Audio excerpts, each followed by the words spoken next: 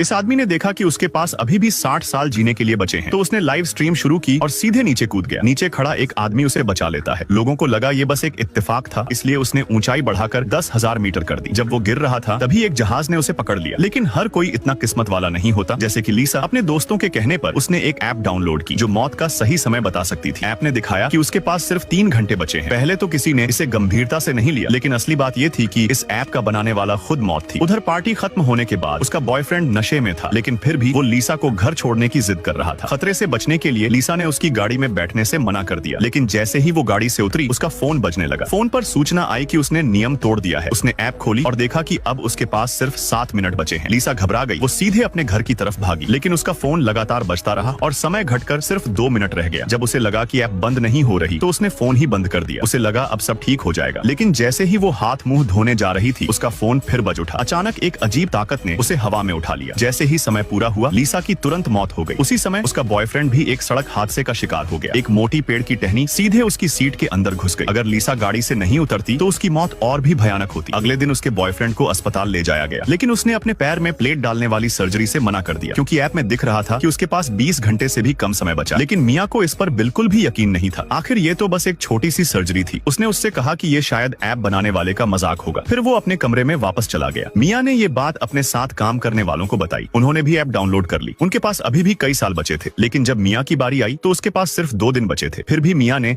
इसे गंभीरता से नहीं लिया। अगले दिन लीसा का बॉयफ्रेंड सर्जरी के लिए जाने वाला था। उसने देखा कि उसके पास सिर्फ 3 मिनट बचे हैं, इसलिए उसने ऑपरेशन से बचने का फैसला किया। लेकिन तभी उसका फोन बज उठा। उसे सूचना मिली कि उसने नियम तोड़ दिया है। वो वहीं खड़ा हैरान रह गया। तभी उसके पीछे लगे आईने में काले कपड़े पहने एक आदमी अचानक दिखाई दिया, लेकिन जैसे ही उसने पीछे मुड़कर देखा वहाँ कोई नहीं था। और फिर वीडियो लाइक करने पर पार्ट 2 मिल जाएगा।